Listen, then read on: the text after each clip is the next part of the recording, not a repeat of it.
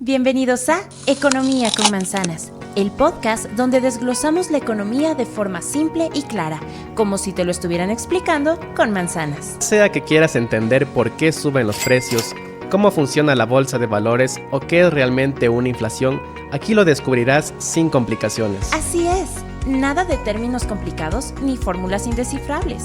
Aquí hablamos de economía para todos, de una manera fácil de digerir. Prepárate para entender el mundo financiero con ejemplos sencillos, conversaciones amenas y un toque de humor. Esto es Economía con Manzanas. Comenzamos. Hola queridos radioescuchas y quienes nos sintonizan por los diferentes canales de difusión. Les saluda Vale Sevilla y para mí es un gusto enorme darles la bienvenida a la primera entrega de Economía con Manzanas. Bueno, les quiero contar de qué se trata este espacio. Este programa es precisamente un espacio donde desglosaremos temas económicos para que sean entendidos por todos. Es decir, no importa tu formación, no importa si no eres economista. Hoy exploraremos cómo este programa radial puede ser una herramienta poderosa para explicar la economía de una manera fácil y sencilla. Además, nosotros toparemos varios temas importantes y relevantes, tanto a nivel nacional como a nivel internacional. Quiero contarles que este espacio lo conformamos estudiantes de la Maestría en Economía de Desarrollo en Flaxo. Así que démosle paso al más carismático del grupo, Lenin Paz. Hola Lenin, ¿cómo estás? Muchas gracias por esa especial presentación. Muy buenos días a todas las personas que nos escuchan y nos están mirando. Muy emocionado de dar inicio a nuestro programa. La verdad que ya era una necesidad el poder abordar de temas importantes de la economía nacional, ¿no? Que tarde o temprano terminan repercutiendo sobre nuestras vidas y sobre todo entender, ¿no? De que la economía no debe ser un tema en el cual puedan involucrarse únicamente los expertos, ¿no? Sino el público en general. Se los digo yo, al menos, ¿no? Que vengo de una formación que nada que ver con la economía, ¿no? Y de cierta forma me he arriesgado a este campo. Y sí, a veces cuando lo vemos de manera tan técnica, ¿no? Incluso se te puede robar lo carismático, como tú acabas de mencionar, pero justamente para que no sucedan esas cosas con todas las personas, ¿no? Estamos aquí discutiendo y aportando con este tipo de espacios, ¿no? Claro, de eso se trata. Gracias, Lenin, por estar aquí. Me sumo a tus palabras. Yo tampoco soy economista, pero para esto está precisamente este espacio. Ahora sí, le damos la bienvenida al economista, al jefe, a la mente maestra del grupo, David León. Hola David, ¿cómo estás? Hola Vale y Lenin, muchas gracias por tu generosa presentación. Pues sí, este espacio precisamente está creado para que podamos llevar quizás todo este debate académico en torno a la economía al diario vivir, ¿no? A que las personas puedan entender precisamente esto, porque es muy importante que se empiece a analizar y sobre todo a debatir en la calle o en el diario vivir qué es lo que está pasando tras estas decisiones económicas que se están tomando quizás en la actualidad, o qué quiere decir cierto término que a veces se escucha en los noticieros o en la radio. Entonces precisamente para eso está creado este programa radial. Agradecerles a ustedes por ser miembros fundadores de este espacio y pues vamos para adelante. Qué chévere, saben que yo estoy súper emocionada por este programa porque precisamente como dijo David, este programa está hecho para que las personas comprendan ciertos conceptos económicos y conceptos en general que nos van a servir a todos para tomar futuras decisiones y para saber también en qué contexto nos hallamos. Muchas gracias por estar aquí, muchas gracias por haberme invitado también.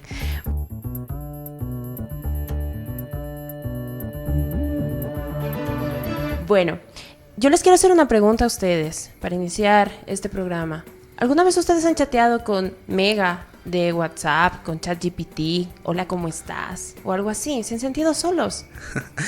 Sabes que a mí me pasa algo muy chistoso porque yo cuando doy inicio al chat con cualquier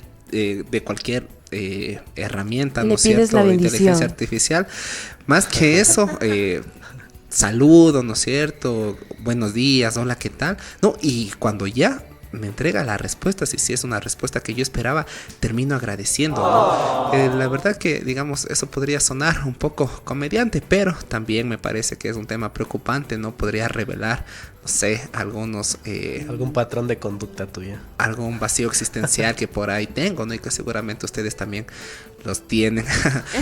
Pero a la final nada, ¿no? Eso nos da cuenta de que es un tema bastante interesante, ¿no? Y que va a repercutir sin duda en nuestra cotidianidad.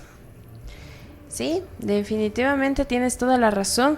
Quiero también recordarles a quienes nos están siguiendo que también nos pueden seguir en redes sociales, en Facebook, YouTube, Spotify, TikTok como Flaxo Radio, y también nos pueden seguir próximamente en nuestra página del programa, Instagram y Facebook como Economía con Manzanas. ¿Qué opinas tú, David, acerca del tema del ChatGPT? ¿Tú también sientes que quizá le estás dando demasiada información y ahora ya te podrá quizá manipular tu mente?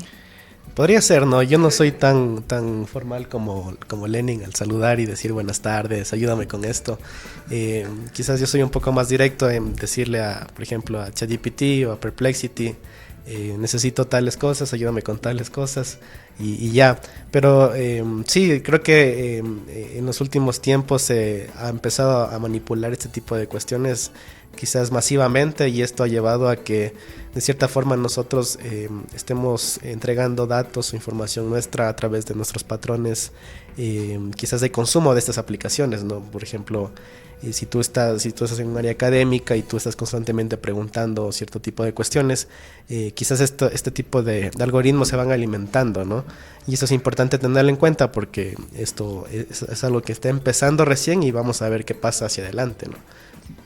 Correcto, y en ese sentido es que quería precisamente conversar con ustedes con este primer entrebocas y quería preguntarles, ¿ustedes consideran que el ChatGPT, Perplexity, que también es una herramienta para quienes nos escuchan, una herramienta de la inteligencia artificial destinada a temas un poco más académicos, les ha servido este tipo de herramientas para realizar tareas, investigaciones y demás? ¿Cómo sienten ustedes esta interfaz? ¿Útil o no? Bueno, alrededor de ese tema hay muchas especulaciones, ¿no? Si realmente, digamos, hay una utilidad que genere alto impacto durante los procesos de aprendizaje, ¿no es cierto? En mi caso yo podría decir que sobre temas de redacción, ¿no? O incluso sobre ideas, esto puede... He sentido que es muy útil, ¿no? Pero también me he sentido un poco... que esto me podría generar una especie de merma quizás, ¿no? En el potenciar otras habilidades que los seres humanos tenemos, ¿no? Como la creatividad, ¿no es cierto? La espontaneidad, no sé, cosas que, digamos, podrían ser más naturales, ¿no?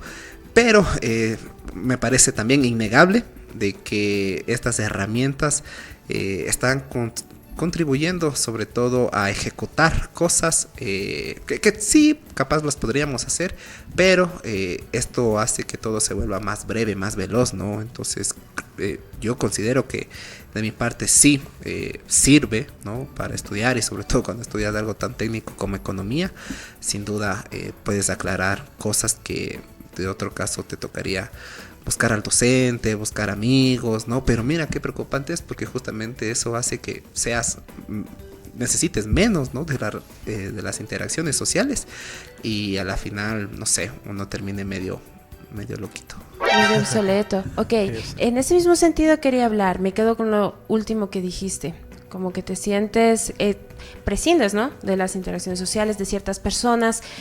Y quiero contarles que casi un 40% ahora del empleo mundial, es decir, del trabajo que realizan las personas, está expuesto precisamente a este tipo de interacciones. No solamente nosotros en casa, sino el empleo a nivel global está expuesto a la inteligencia artificial.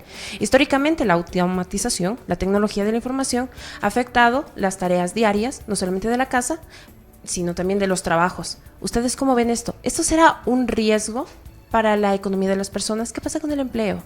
Sí, yo creo que, bueno, hay que diferenciar, ¿no? Estamos hablando de ese tipo de inteligencia artificial que es generativa, ¿no? Como ChatGPT, Cloud o Perplexity, en el que tú a través de comandos o a través de un script tú le dices algo y ellos te devuelven la respuesta, ¿no?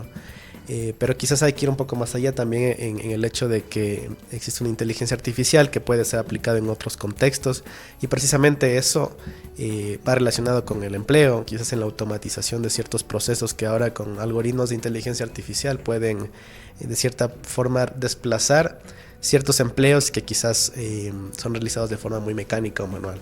Y eso hay que tenerlo en cuenta en países como Ecuador, que de alguna forma no existe una mano de obra que está especializada en ciertas industrias o que tiene quizás una calificación específica, muy específica de cierta industria, ¿no? Entonces eso creo que lo podemos analizar. Sin embargo, también respecto a lo que mencionaba Lenin, es importante tener en cuenta la interacción humana que puede estarse olvidando o dejando de lado con el uso de la inteligencia artificial, porque a la final quizás podemos caer en el escenario en el que Lenin está, de preguntarle cómo está y todo ese tipo de cuestiones. No, Entonces, Dios nos libre. Sí. Oye, Lenin, yo te tenía una pregunta. Mira que estaba leyendo un boletín del Fondo Monetario Internacional, tú que tanto les quieres, y precisamente decía que la IA trae 2 escenarios, te cuento cuáles son. El primero, atenderá a complementar el trabajo de los seres humanos, precisamente estamos hablando del empleo. Y el otro, la probabilidad de que reemplace el empleo. O nos reemplaza o nos complementa. ¿Tú qué crees? Verás, alrededor de ese tema me parece que hay bastante especulación, ¿no es cierto? Porque, digamos, siempre que hay un boom, un desarrollo de una nueva tecnología, ¿no? Se apuesta por decir que esto va a reducir plazas de trabajo, ¿no es cierto? Que va a hacer que prácticamente la gente termine siendo inútil para el sistema, ¿no? Hasta cierto punto creo que eso podría ser cierto. Entonces me parece que la forma de evitar eso, ¿no? Es que uno pueda de cierta forma hacer el intento, ¿no? De familiarizarse, lograr aprender en lo más mínimo que se pueda, ¿no? Este tipo de tecnologías para que a la final no seamos más que reemplazados por estas herramientas, ¿no es cierto?, de inteligencia artificial. Vamos a ser reemplazados por las personas que sí están aprendiendo a utilizar esas herramientas, ¿no? Entonces, bueno, esto a la final a mí sí me parece preocupante, porque no creo que tampoco sea un tema de que el que quiere va a poder, digamos, el que no quiere aprender estas herramientas es porque no quiere y ya, ¿no? Sino que va a haber una brecha. Una cuestión económica. Una cuestión económica, ¿no? Una brecha, y en países subdesarrollados como el Ecuador, ¿no es cierto?, donde puedes inscribirte a un curso de, no sé, para aprender estas tecnologías y ni siquiera hay luz, ¿no? Entonces es realmente preocupante y sí, creo que sea cual sea la tecnología que se desarrolle, ¿no? Mientras exista esta brecha, ¿no?, entre quienes tienen la infraestructura y los mejores mecanismos para potenciar estos nuevos descubrimientos, ¿no? Eso va a ser perjudicial para las personas que no tienen esas condiciones, ¿no? Entonces creo que más allá de la tecnología exacta como tal, ¿no? Digamos, en el futuro puede ser otro tipo de tecnología, pero mientras exista brechas sociales, o sea, va a ser preocupante porque algunos los va a dejar siempre al margen, ¿no? Así es. Sí, justamente estaba revisando, hay un informe de la Organización Internacional del Trabajo en conjunto con el Banco Mundial, quienes hicieron como un estudio en torno a Latinoamérica, y ellos mencionan que en el Ecuador aproximadamente 2.28 millones de empleos podrían cambiar debido a la inteligencia artificial, aunque únicamente el 2% de estos empleos se enfrentarán a una automatización total. Entonces, estas cifras quizás dan un poco de luz a todo esto que estamos conversando, puesto que permiten entender qué tan expuestos estamos como país, ¿no? Y también resaltar algo que es importante. En el mismo estudio se menciona que las mujeres están más expuestas a la automatización total, siendo un 3.1% en comparación con los hombres, quienes registran una cifra de automatización de 1.4% en el Ecuador.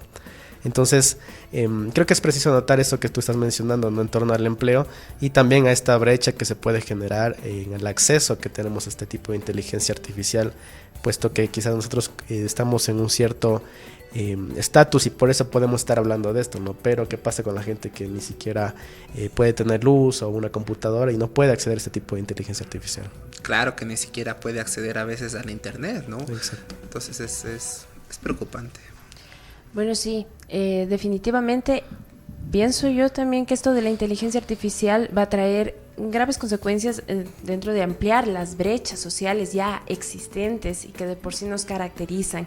Entonces podríamos decir básicamente que la inteligencia artificial viene a aumentar el problema que hay de la distribución de la riqueza en estos países. ¿Se atreverían a decir eso en específico para el escenario del Ecuador? Porque si decimos que esto va a incrementar las brechas, quiere decir que solamente los más ricos van a poder adoptar esta tecnología y por ende va a incrementar la desigualdad. ¿Nos atreveríamos a decir esto? Yo creo que dependerá mucho, ¿no?, del momento político que esté atravesando la sociedad, ¿no? Recordemos que en el último siglo sí se había logrado reducir algunas brechas sociales, ¿no? Recordemos que, por ejemplo, en el caso de Europa, ¿no?, con los países que lograron desarrollarse, tenías esperanzas de vida hasta antes del siglo XX, ¿no es cierto? Antes del siglo XX tenías esperanzas de vida de los niños, ¿no?, que alcanzaban una edad de hasta 5 o 6 años, ¿no? Y después, digamos, el porcentaje de esperanza de vida para llegar a una edad de 5 o a 6 años, me parece que era alrededor del 20%, ¿no?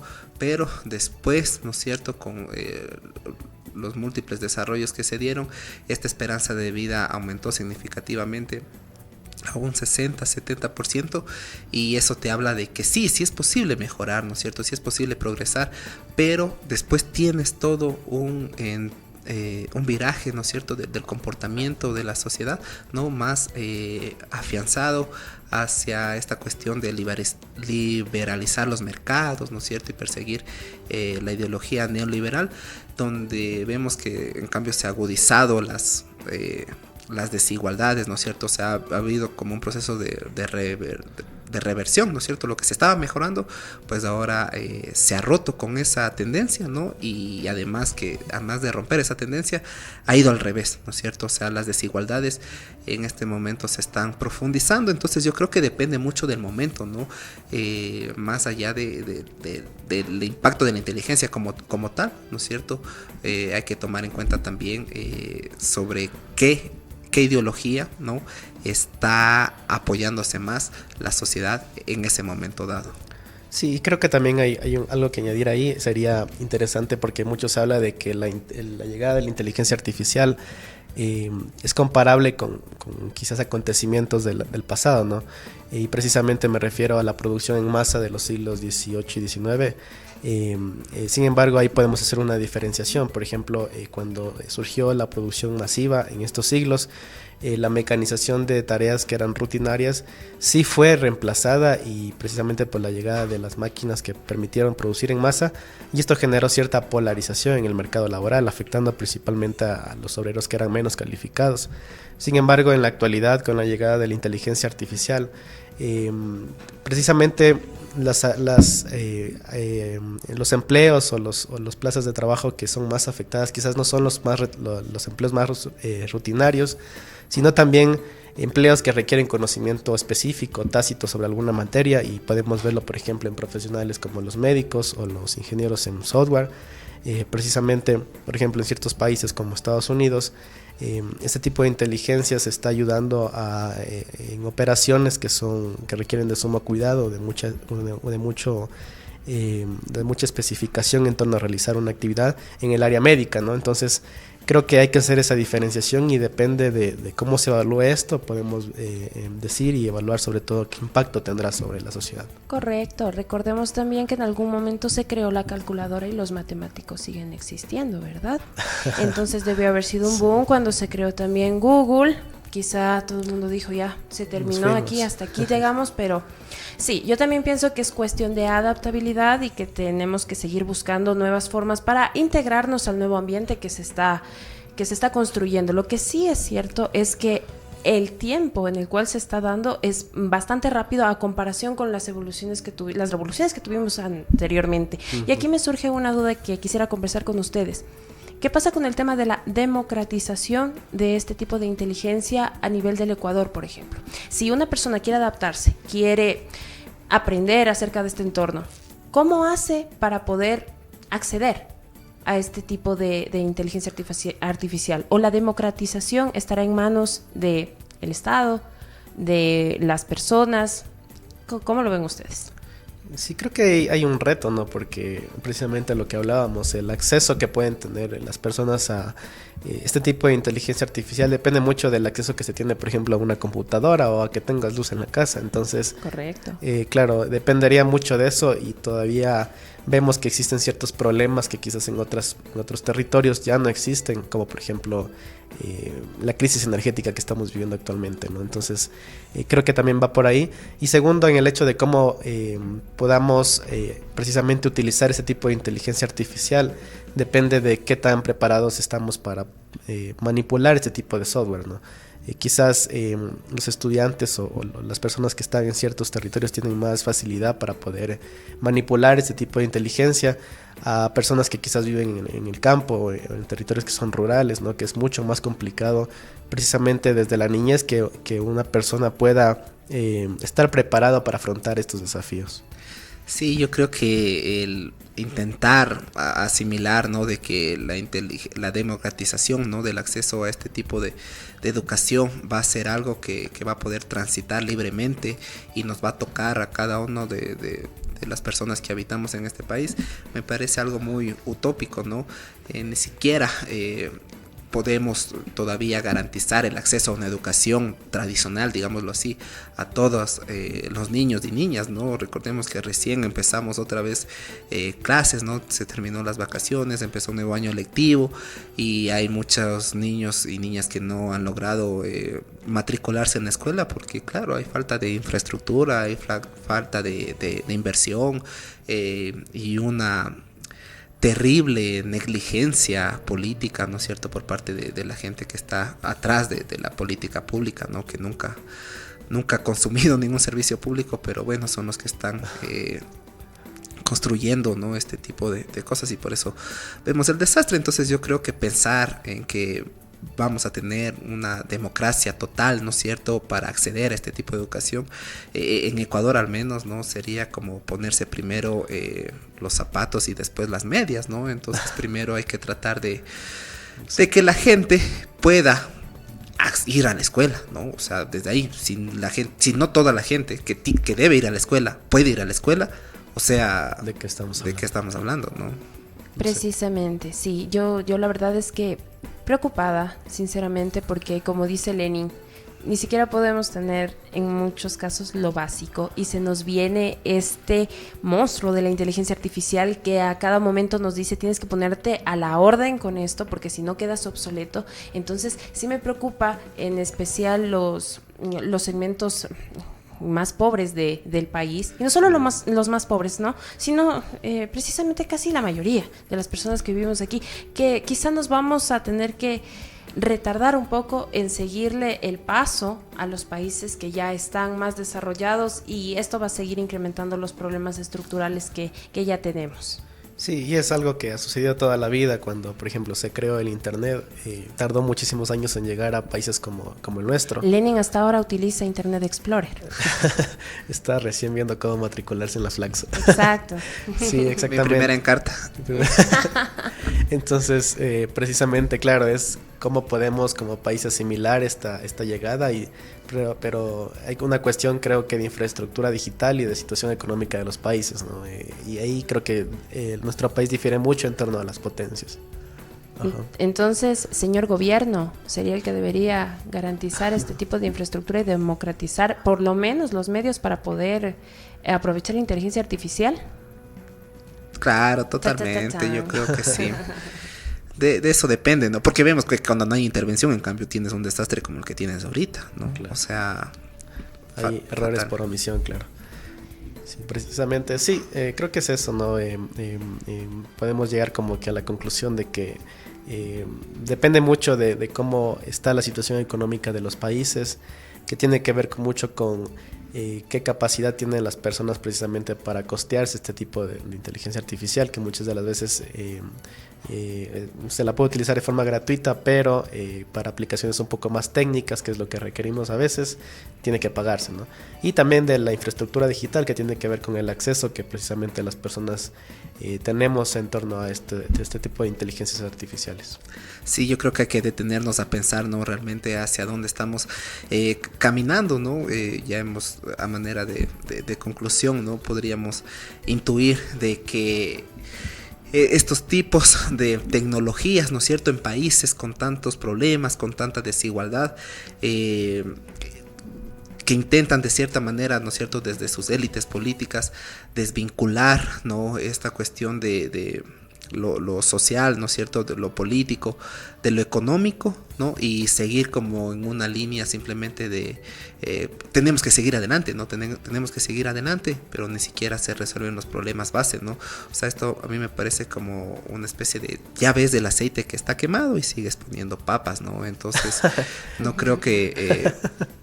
creo, ¿no?, que realmente todos nosotros, ¿no es cierto?, que vivimos en un país subdesarrollado, podamos tener acceso a esta tecnología, pero bueno, nos meterá en el cuento de que hay que seguir avanzando, ¿no? Pero avanzando a dónde. Patria. Pero no todo es malo, chicos, no todo es malo. Yo quiero ponernos positivos. A ver, si bien es cierto, se anticipan cambios significativos en el mundo del trabajo, de la educación, de todos, debido a la automatización y de la inteligencia artificial, pero esto también va a redefinir la posición del ser humano en el entorno laboral y social. Por ejemplo, hay que destacar que si bien es cierto trae todos estos problemas, en actividades como por ejemplo las nuestras como estudiantes, sí ha sido una herramienta útil. Y también en el estudio, por ejemplo, de grandes académicos investigadores, al momento de analizar datos, al momento de realizar ciertas actividades operativas que conllevaban gran cantidad de tiempo y esfuerzo, ha ayudado a simplificarlas. Entonces, no todo es malo, seamos positivos. Amigo Lenin, no se me enoje, por favor. Yo sé que tenemos problemas estructurales gravísimos, pero también hay oportunidades dentro de la inteligencia artificial. No, verás, es que yo creo que eso más bien responde a un mecanismo de exclusión, ¿no? O sea, el tener acceso a esta formación que tú mencionas, a la final nos hace formar parte de una, digamos, de un lugar privilegiado de la sociedad, ¿no? O sea, en países tan desiguales, ¿no?, lo normal se vuelve extraordinario, ¿no? Entonces, claro, para nosotros, digamos, tenemos una oportunidad extraordinaria al estar formándonos, ¿no? Pero eso debería ser lo normal. Entonces, bueno, eso, digamos, sería como parte de mis reflexiones, ¿no? Más que enojos.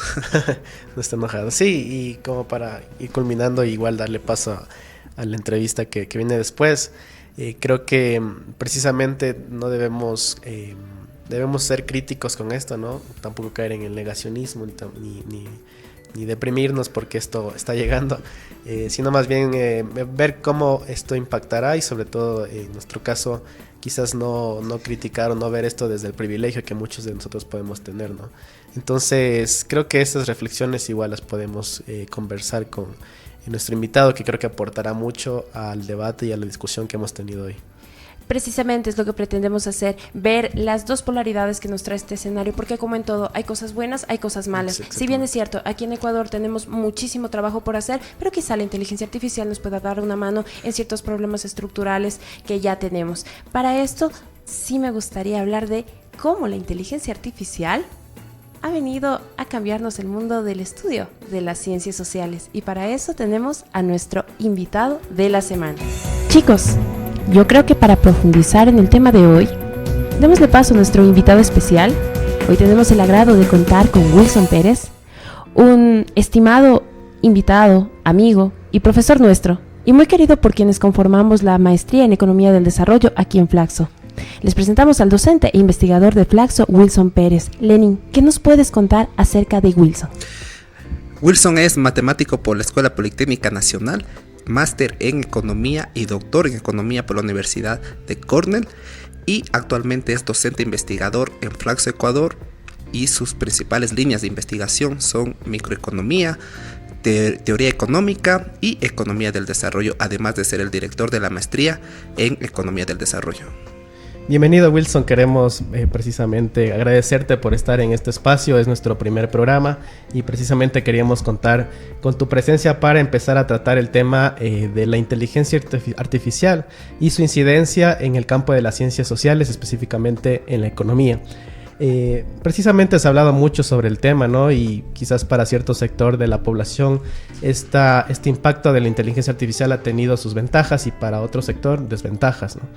Quizás en el campo de la academia se ha podido presenciar ciertas ventajas, como por ejemplo el análisis masivo de datos y también algunas cuestiones que quizás antes se las manejaba de forma manual, ahora se las puede hacer de una forma un poco más automatizada. En ese sentido, para empezar, queremos consultarte desde tu perspectiva cuáles son las principales aplicaciones de la inteligencia artificial en el campo de las ciencias sociales y específicamente en la economía. Bueno, muchas gracias por la invitación. Es un honor para mí estar aquí en el primer programa y pues me siento muy honrado en realidad de estar aquí con ustedes. Mira, la verdad es que el tema del impacto de la inteligencia artificial en todos los quehaceres humanos, en la sociedad humana en general, todavía son materia de mucha especulación.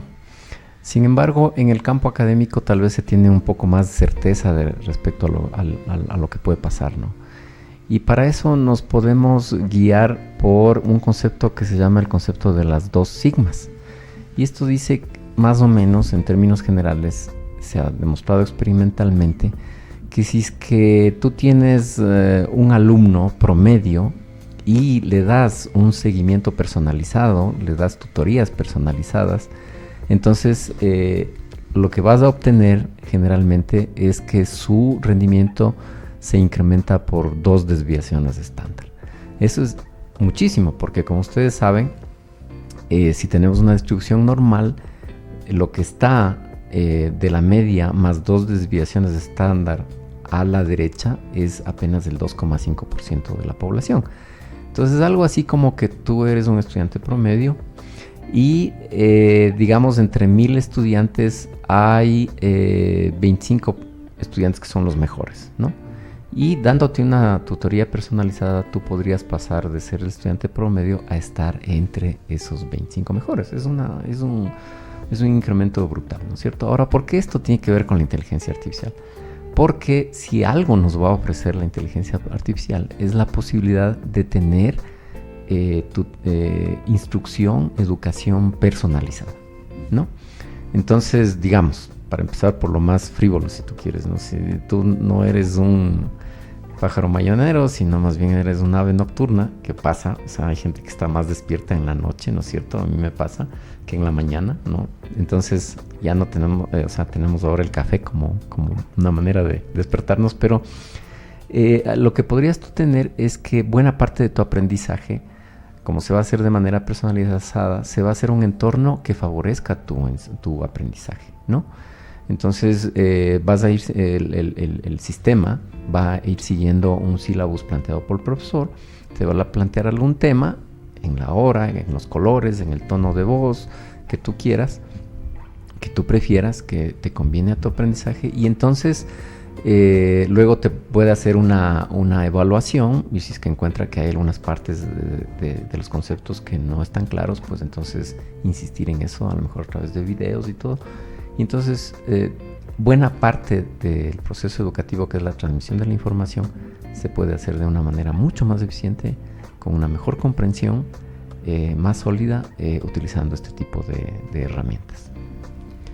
Ok, Wilson, interesantísimo lo que acabas de plantear y cómo es una parte positiva, ¿no?, de la inteligencia artificial en este tipo en el proceso de enseñanza-aprendizaje. Sin embargo, Wilson, me surge la siguiente duda de lo que acabas de decir. ¿Cuál es el rol entonces del docente? ¿Cómo se tiene que preparar el docente para poder adoptar este tipo de tecnología y poder mejorar el aprendizaje de sus estudiantes? ¿Y en qué se tiene que centrar? ¿Cuál es la labor docente? Tú que eres un docente. Esa es una muy muy buena pregunta, porque en efecto, digamos en una hipotética república hay una hipotética universidad donde un hipotético profesor lo único que hace es repetir la materia de algún texto. Entonces, este señor ya no tiene mucho que hacer, está en desventaja frente a lo que puede hacer la inteligencia artificial.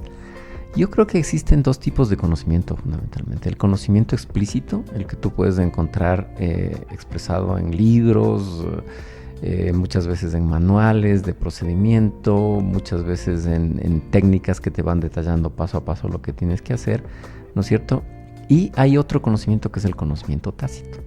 Y el conocimiento tácito es algo que solamente se aprende de profesor-alumno, de instructor a aprendiz. De hecho, es la manera en que se enseñaba en los talleres en toda la vida y especialmente en los talleres medievales. Es decir, la manera de aprender es haciéndolo, no había otra alternativa. Y entonces, por decirles algo en mi área específica, yo noto que no hay manera de explicar a través de un libro cómo se hace un modelo matemático de algún tema económico. La única forma de aprender eso es haciéndolo, ¿de acuerdo? Es trabajando en el aula, trabajando en los talleres, con ese tipo de elementos, y viendo cómo se pueden ajustar a la realidad, qué dejas de lado, cómo saber si es que lo que dejas de lado es relevante o no. Y viéndole en la práctica cómo puedes poner los elementos juntos y hacerlos funcionar.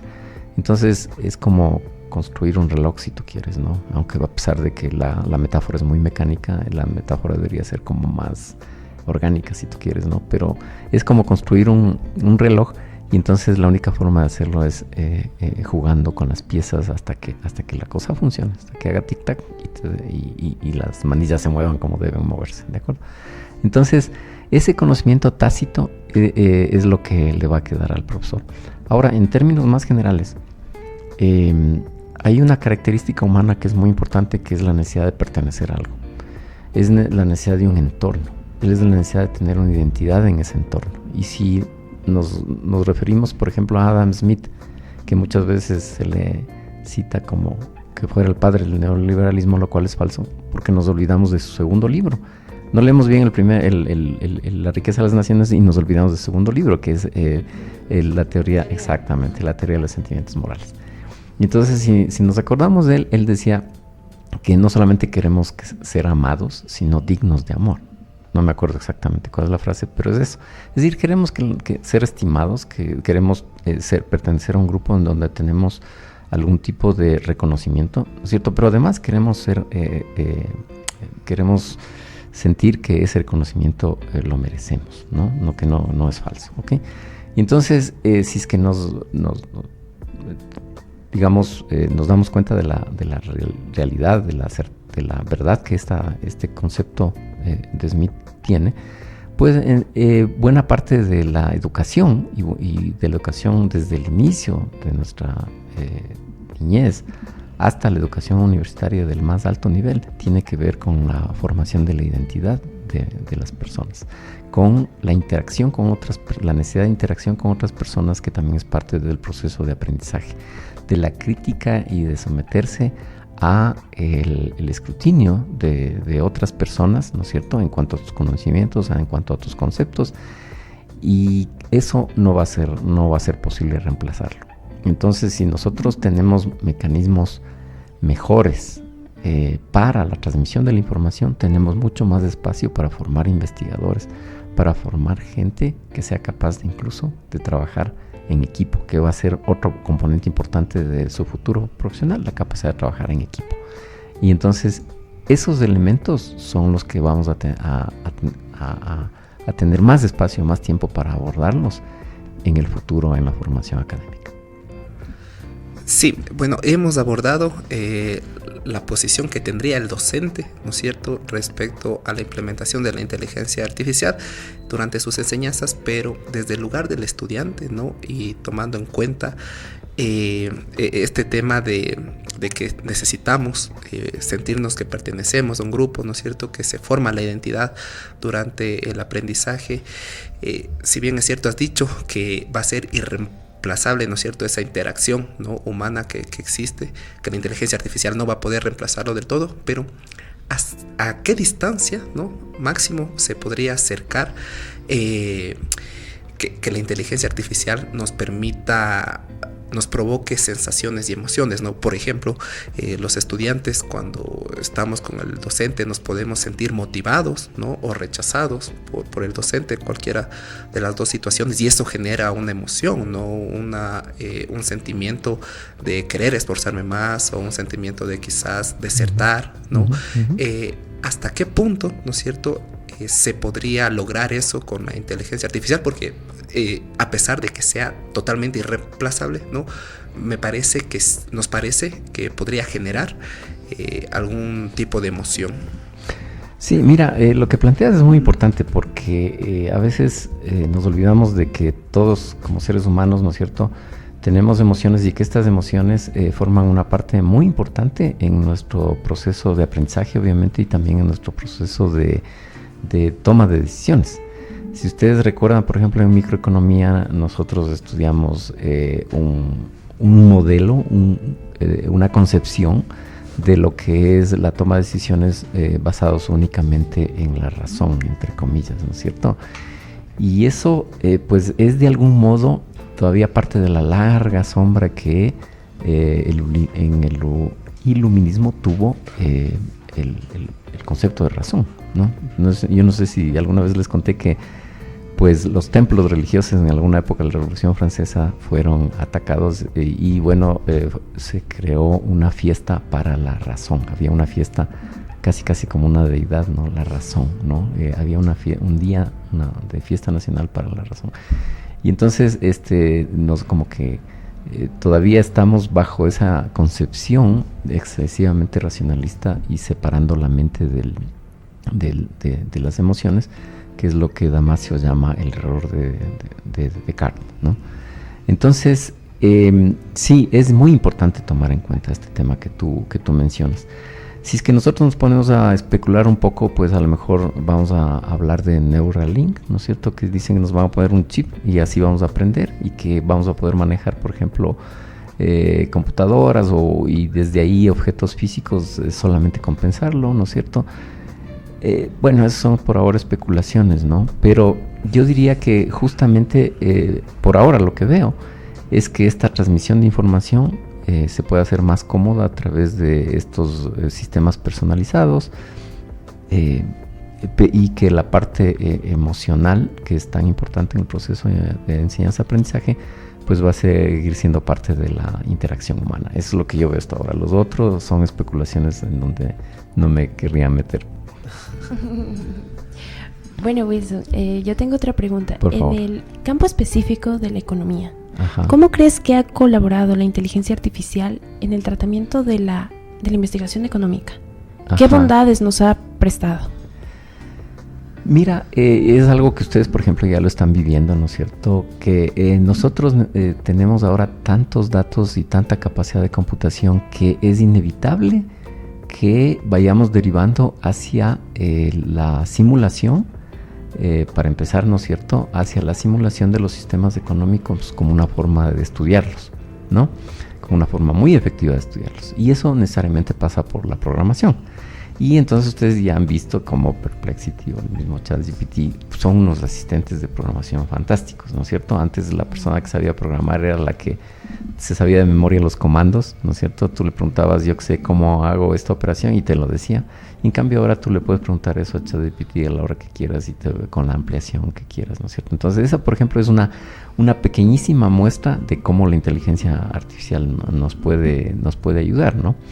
Ahora, aprovechando este tipo de herramientas, están apareciendo conceptos nuevos como, por ejemplo, los gemelos digitales, ¿no? Que tienen una aplicación muy directa, muy clara en sistemas, por ejemplo, empresariales de fábrica y que incluyen fabricación de algún tipo de objetos.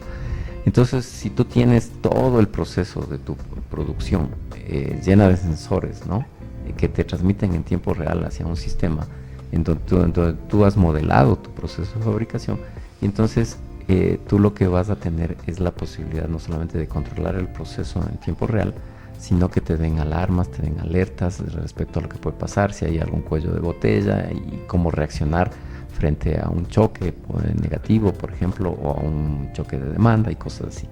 Ahora uno tiene la tentación de trasladar esto hacia el futuro y decir, bueno, nosotros lo que vamos a tener son algún tipo de gemelos digitales de sistemas económicos y sociales, ¿no es cierto?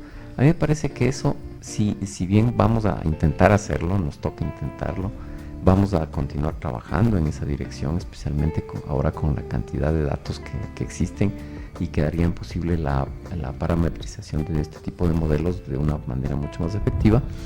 Pues me parece que todavía estamos un poco lejos de eso, ¿no? Porque la verdad es que el conocimiento que tenemos de cómo funciona el sistema económico, el sistema social más bien como un todo, porque en realidad el sistema económico como algo separado de lo social no existe, pues nuestro conocimiento es todavía muy, muy limitado, ¿no? Y entonces no esperaría yo que logremos ese objetivo de tener una representación digital gemela de sistemas sociales complejos en un futuro cercano. Pero, sin embargo, pues áreas específicas, ¿no?, que tienen que ver con lo social, pues van a ser posibles de escrutinio científico mucho más profundo y mucho más amplio utilizando ese tipo de herramientas. Si quieren más, luego les puedo poner un par de ejemplos para que veamos cómo... Precisamente en ese sentido del escrutinio público que mencionas, ¿crees que existen algunos desafíos éticos al utilizar la inteligencia artificial, sobre todo en la investigación y quizás en la toma de decisiones económicas o políticas ya en la realidad? Sí, mira, ese es un punto que es trascendental y lamentablemente se deja de lado, ¿no? O sea, hay un tema ético, obviamente, porque nosotros cuando estamos hablando de una política económica, probablemente estamos hablando de decisiones que afectan a millones de personas, ¿no?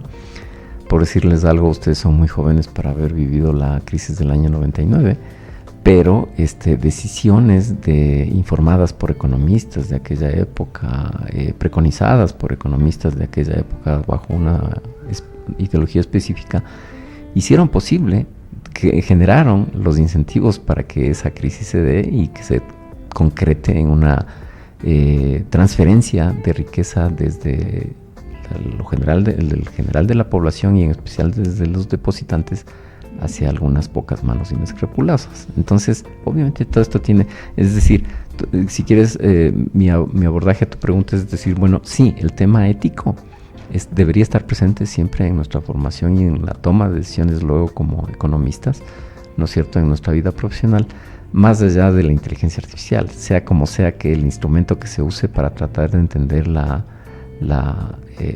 cómo funciona o la dinámica del sistema social, deberíamos tener siempre eso en consideración, ¿no?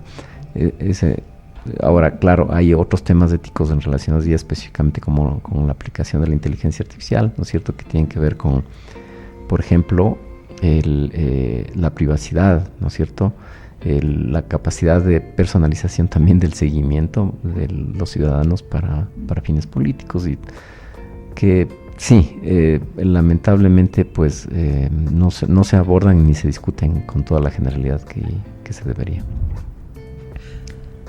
A pesar de que pueda tener impactos inescrupulosos, como mencionas, ¿no?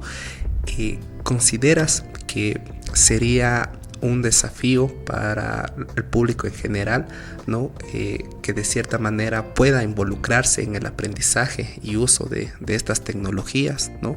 Ya hemos visto que puede ser un arma de doble filo, pero el no aprenderlo, ¿no? ¿Qué consecuencias podría tener el no aprender a manejar, ¿no es cierto?, estos tipos de lenguaje de programación? No sé si suena tan extremo, pero ¿te sonaría bien comparar en el futuro, ¿no?, obviamente, el no saber manejar estas herramientas, el no saber programar con el no saber leer? Yo creo que sí se está transformando en una necesidad, y la ausencia de conocimientos en estas áreas sí puede considerarse en algún momento una especie de analfabetismo, digamos, ¿no? Sí es así, y es necesario que la gente se entere de cómo funciona, cuáles son las potencialidades de este tipo de tecnologías y cuáles son los límites también, ¿no?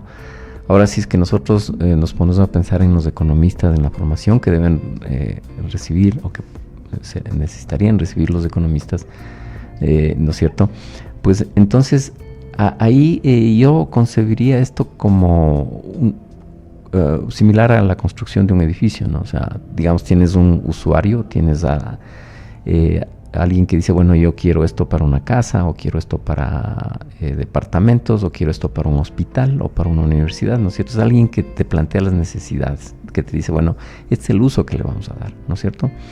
Intermedio estaría el ingeniero, el arquitecto, que dice, bueno, para hacer esto posible, ¿no es cierto?, interactúa primero con el cliente, ¿no es cierto?, diciéndole, bueno, esto no es posible, esto sería más eficiente de tal o cual manera, y hace algún tipo de diseño que ya incluye cálculos matemáticos y diseño de material, designación de materiales y todo lo demás, ¿ok? Y luego tienes a alguien que se va a encargar de construir esto. Entonces lo mismo pasa en el caso de la inteligencia artificial. Entonces, por decirte algo en el ámbito académico, ¿no? Alguien podría plantear, nosotros tenemos un censo que, si no me equivoco, es del año 1870, que debe ser el primer censo que se hizo en el Ecuador.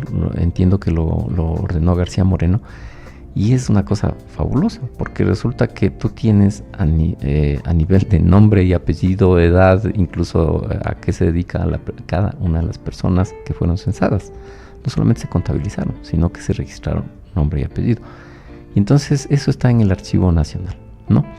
Un estudiante que está trabajando con eso me decía que digitalizar todo eso cuesta como algo así como $7,000, lo cual no es mucho, ¿no? Me parece, para un proyecto de investigación. Y luego, ¿qué se puede hacer con eso? La digitalización consiste en tener archivos PDF, pero tú lo que requieres es, por ejemplo, un formato que te permita verlo no como una fotografía, sino como un texto al cual le puedes hacer una búsqueda, al cual los datos estén en hojas parecidas, digamos, no necesariamente ese formato, pero algo así como una hoja Excel, en donde tú puedes hacer operaciones con esos números. No solamente ya es una fotografía de un número, sino es un número digitalizado que tú puedes procesar, ¿no es cierto? Y entonces alguien podría plantear preguntas, por decirte algo, ¿cuáles son las actividades de las mujeres distribuidas geográficamente según el censo de 1870? ¿No es cierto? Y entonces, incluso habiendo la posibilidad de hacer distinciones de estrato socioeconómico, cómo estas cambian a través del estrato socioeconómico, por decirte algo. Entonces, me parece que, ¿qué tienes ahí? Una pregunta súper relevante, ¿no es cierto? La necesidad del procesamiento de grandes volúmenes de información que se podría hacer a través de inteligencia artificial, ¿no es cierto? Y en la parte ya cuando, como decía, construir el edificio, pues ya necesitas técnicos que sean capaces de decir, bueno, es este algoritmo el que vamos a usar, este es el algoritmo más eficiente, le vamos a entrenar a la red a las redes neuronales para que sean capaces de hacer este tipo de actividades con mayor eficiencia, identificar letra manuscrita, por ejemplo, y leer los nombres. Entonces ahí tú tienes los tres componentes, ¿no? O sea, tienes uno que es plantear la pregunta, ¿no? O sea, quiero contestar esta pregunta que sea relevante desde el punto de vista de la investigación social. Luego necesitas tú alguien que entienda lo que quieres hacer y sea capaz de diseñar el sistema, ¿no es cierto?, para proveerte de la información que tú requieres. Y luego necesitas ya alguien que entienda desde el hardware, cómo funciona, el software, cómo se puede optimizar el uso de la memoria y todo lo demás para hacer esto posible, ¿no? Entonces tienes esos tres componentes. Entonces, ¿cuál debería ser el conocimiento general que las personas que están trabajando en estos tres estratos compartan? Debería ser el conocimiento de cómo funciona esto, ¿no es cierto?, en términos generales, cuáles son las potencialidades y cuáles son los límites, ¿no? Listo, súper interesante, porque nos acabas de dar más o menos un background de cuáles son las habilidades más valoradas, ¿no?, dentro de un futuro para poder ocupar este tipo de inteligencia artificial. Sin embargo, y yendo en esta línea, yo tengo una duda muy grande. Estaba leyendo un estudio de Polanyi, para quienes nos escuchan. El estudio de Polanyi es, la visión heterodoxa de la economía, ¿no? La economía vista desde el punto de vista sustantivo, el hombre en primer lugar, antes que el capital. Y él precisamente decía, estamos en la época de la Big Data, grandes volúmenes de datos, donde se utiliza la inteligencia artificial para poderlas maniobrar de mejor manera que antes. Sin embargo, Wilson, de esta data, de este grande volumen de datos que existe, la calidad de esos datos, del levantamiento de esos datos. Porque si bien es cierto, la inteligencia artificial nos ayuda a manipularlos, pero el levantamiento de estos, ¿crees que son datos de calidad de donde pueden surgir conclusiones, digámoslo así, de cierta forma veraces?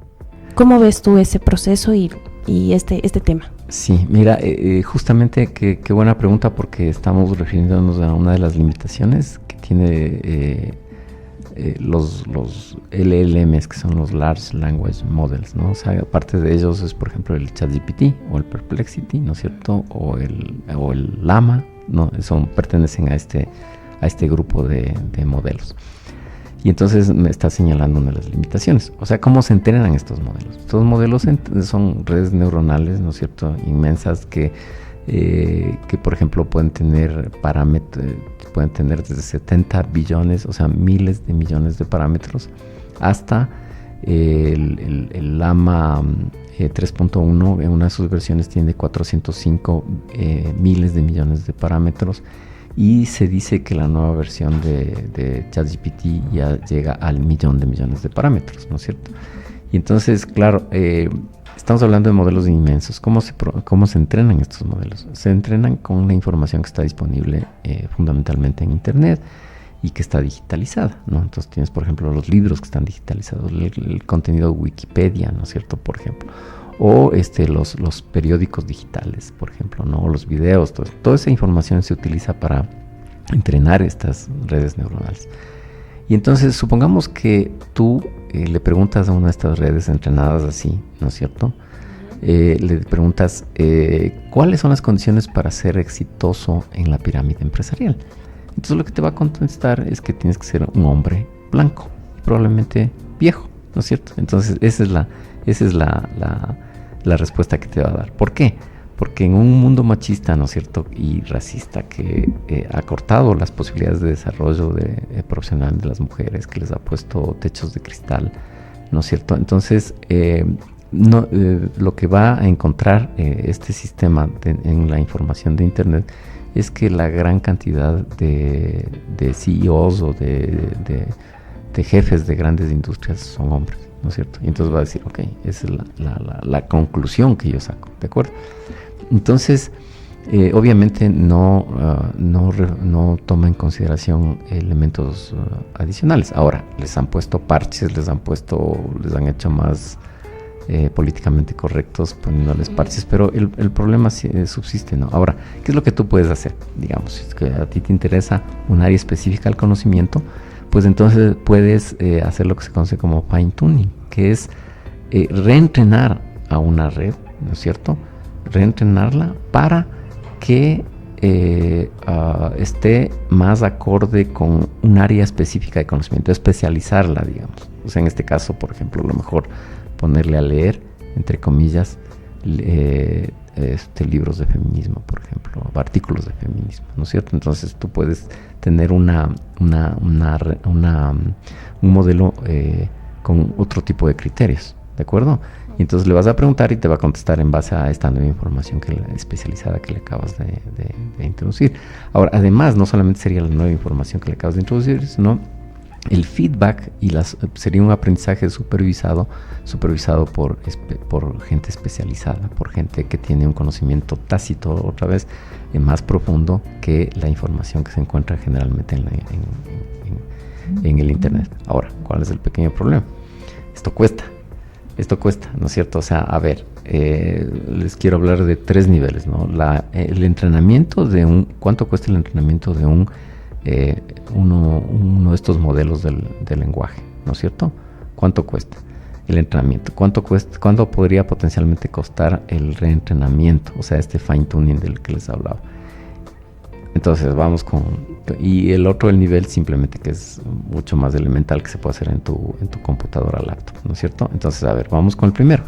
O sea, estamos hablando de que ya cuesta $100 millones entrenar uno de estos modelos, ¿no es cierto? Y se supone que ya fácilmente vamos a pasar al $1,000 millones, ¿no? Y entonces fácilmente, ¿de acuerdo? Entonces se va volviendo una cosa que tiene unas economías de escala inmensas, que requiere una gran inversión y que por lo tanto va dejando fuera a un montón de gente también, ¿no es cierto? Hay un montón de empresas e instituciones que tienen que volverse dependientes de estas grandes empresas que tienen la capacidad de generar nuevas arquitecturas, de proponer nuevas arquitecturas y de entrenar estos modelos. ¿De acuerdo? Ese es un nivel. El fine tuning, por ejemplo, tú tienes el Llama, que tiene 70 mil millones de parámetros.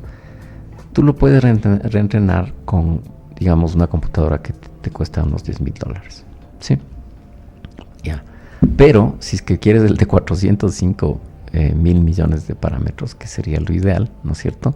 Ya necesitas una computadora que va por el orden de los $700,000.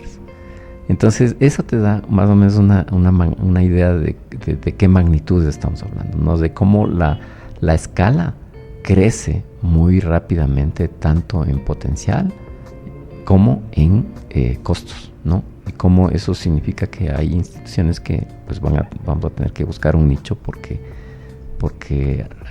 estas grandes empresas pues nos van a dejar poco espacio, en definitiva. Bueno, creo que podemos ir un poco finalizando. Ok. Quería consultarte algo, Wilson. Quizás previo o en la antigüedad, previo quizás a la época de Adam Smith, y bueno, con Adam Smith creo que se potenció un poco eso. A la economía se la trataba o se la estudiaba como economía política. Ajá. Sin embargo, creo que en la actualidad, simplemente se le estudia como economía, ¿no?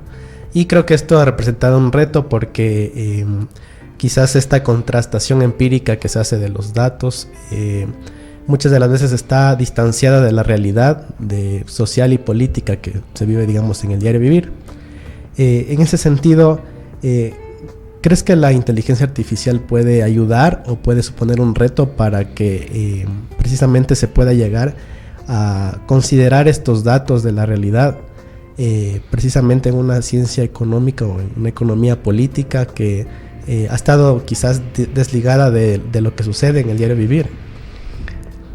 Sí, mira, me parece que ya es una realidad que se está viviendo, que la inteligencia artificial va a potenciar la investigación científica en muchos ámbitos, ¿no es cierto? Entonces, por ejemplo, en biología resulta que una cosa importante de las proteínas, de cómo funcionan y de qué tipo de interacción pueden tener con otras proteínas, ha sido, pues, ¿no? Esto es nuevo para mí también. Pues la forma en que están replegadas, la forma que en las tres dimensiones adoptan estas proteínas, ¿no es cierto? Entonces, estudiar esto ha sido, hasta antes de la inteligencia artificial, muy costoso y muy lento, ¿no? Y en cambio ahora con la inteligencia artificial se está haciendo de una manera pero fantástica, lo cual va a permitir, por ejemplo, la generación de nuevos medicamentos. Y eso, por ejemplo, en el campo de la biología, ¿no? Ahora, si nosotros nos vamos al campo de la economía, en realidad lo que tú planteas es verdad. O sea, lo primero que tenemos que hacer es dejar de hablar solamente de economía y empezar a hablar de economía política más. ¿Por qué? Porque no se puede separar lo económico de lo político y lo institucional, incluso lo cultural, ¿no es cierto? No se puede separar. Nosotros tenemos, especialmente si hablamos de economía del desarrollo, o sea, no podemos separarnos del tema político, ¿no es cierto? Entonces muchas veces, como lo que estamos viendo ahora, ¿no es cierto? O sea, la solución no es desconocida, lo que se tiene que hacer no es desconocido respecto a cómo evitar una crisis energética en un país con tantos recursos, ¿no es cierto? Con tanto sol, con tanta agua, ¿no? Pero resulta que nosotros pues vemos el desastre que estamos viviendo con estos apagones y no tiene otra explicación si no la vas a ver desde el punto de vista de la economía política, ¿no es cierto? Entonces, si es que tú quisieras restringirte solamente a lo económico, como que esto existiera, pues entonces vas a perder de vista probablemente lo más importante. Entonces, independientemente del tema de la inteligencia artificial o de los nuevos métodos, tenemos que caminar hacia allá, una comprensión más global, más sistémica de lo social. Primero. Segundo, pues sí, me parece que nos va a potenciar, ¿no es cierto? Y caminar en esa dirección va a ser más fácil, si tú quieres, vamos a caminar más rápido con este tipo de herramientas. Porque, por ejemplo, una de las cosas muy importantes que tienen que ver tanto en lo político como en lo económico es cómo se forman las expectativas. y es algo que ya deberíamos estar estudiándolo utilizando la información que tenemos de las redes sociales, por ejemplo, ¿no? Hay empresas que se dedican a recolectar ese tipo de información y ya sería hora de procesarlas utilizando estas nuevas herramientas. Hacerte, o sea, muchísimas gracias por haber venido a este espacio. Nos has dejado, creo, a todos con un millón de ideas en la cabeza, y también a quienes nos están escuchando y nos están sintonizando por todos los canales de Flaxo Radio, Instagram, Spotify y demás. Y te quiero agradecer por estar aquí. Quiero cerrar con una pregunta que la audiencia es la que se consulta, ¿no? El día a día. Para finalizar, la IA, la inteligencia artificial, ¿nos va a reemplazar o va a caminar con nosotros? Mira, alguien ya lo dijo de que no es que la inteligencia artificial te va a reemplazar, sino te puede reemplazar a alguien que sepa manejar la inteligencia artificial, ¿no es cierto? Entonces, y yo recuerdo, por ejemplo, trabajé algunos años en el Banco Central, ¿no? Y había gente que se había pasado prácticamente toda su vida trabajando sobre una parte específica de la información macroeconómica, generando algún indicador, utilizando un procedimiento que había sido el mismo durante muchísimos años, ¿no? Entonces este tipo de cosas obviamente ya son completamente automatizables, incluso antes de la inteligencia artificial. Entonces ese tipo de trabajos, y de ahí para arriba, ya con la inteligencia artificial, es decir, ganando más en complejidad, ese tipo de trabajos van a ser reemplazados definitivamente, ¿no es cierto? Y nos plantea la necesidad a los científicos sociales, si cabe el término científicos. Claro que pues, sí. Esperamos que algún día nos quepamos en sí, seguro que sí. en esa descripción. Pues lo que cabe es reinventarse, ¿no? Reinventarse continuamente para estar a la altura de las nuevas tecnologías y evitar caer en algo que pueda ser fácilmente automatizado, y entonces ahí estarías fuera, ¿no? Ahora, lo entre comillas bueno es que las preguntas sobre la realidad social son infinitas ahorita, ¿no? O sea, tenemos tantas preguntas, tantas cosas que desconocemos, tantas cosas que investigar, que los investigadores nunca van a estar de más, porque hay demasiado trabajo que hacer, ¿no? Y entonces esto va a potenciar al investigador a hacer cosas más interesantes, más fuertes, más sólidas, y siempre van a haber más preguntas que contestar. Ya lo decía Charles Darwin, Wilson, hay que adaptarse, ¿verdad? Pues adaptémonos. Esta fue la entrevista con Wilson Pérez, docente académico de Flaxo, Ecuador, quien nos dejó interesantes reflexiones acerca del uso de la inteligencia artificial en el espacio académico, en la economía y demás. Mi reflexión personal, yo me quedo con que es necesario adaptarnos, que la inteligencia artificial, si bien es cierto, tiene retos, pero también tiene muchísimas oportunidades que deben ser aprovechadas en lo máximo que se pueda. No sé qué piensan ustedes, chicos, acerca de esto. Sí, la principal conclusión que yo diría es que la inteligencia artificial va a revolucionar la metodología de enseñanza, ¿no? Con la inteligencia artificial el estudiante podrá elegir el color, la forma, la voz, ¿no es cierto?, en la cual quiere configurar y programar la materia en específico que está aprendiendo. Entonces eso va a tener un impacto, ¿no?, en la educación tradicional de nuestra sociedad. Sí, y precisamente me quedaría con la conclusión primero de la tertulia, que el impacto de la inteligencia artificial puede estar ligado estrechamente a dos factores. El uno es el acceso a la infraestructura digital y el otro es la situación económica de los países. Y de la conversación que mantuvimos con Wilson, creo que es importante destacar que la instrucción o la educación va a ser personalizada, ya está siendo en el presente, pero lo va a ser más en el futuro. Sin embargo, se deben considerar los costos que va a tener el acceder precisamente a este tipo de inteligencia artificial para la sociedad. Perfecto, y así llegamos al final de nuestro programa de hoy. Esperamos que hayan encontrado útiles las explicaciones y discusiones que tuvimos sobre la inteligencia artificial y cómo un programa radial puede simplificarte la economía para todos, para todas. Recordemos que la economía no es solamente para expertos, es para todos nosotros, porque afecta nuestra vida diaria. Muchas gracias a todos los que hacen posible este espacio por su valiosa participación y a nuestros estudiantes, o sea, nosotros, por nuestros interesantes aportes. No olviden que la próxima semana trataremos otro tema igual o más interesante. Esto es Economía con Manzanas. Muchas gracias. Chau, chau. Chao, chao. Y así hemos llegado al final de este episodio de Economía con Manzanas, donde tratamos la economía de manera sencilla y sin complicaciones. Esperamos que hayas disfrutado y sobre todo que hayas aprendido algo nuevo para entender mejor el mundo financiero. Esto fue Economía con Manzanas, el podcast donde simplificamos la economía para que todos la entendamos. Hasta la próxima.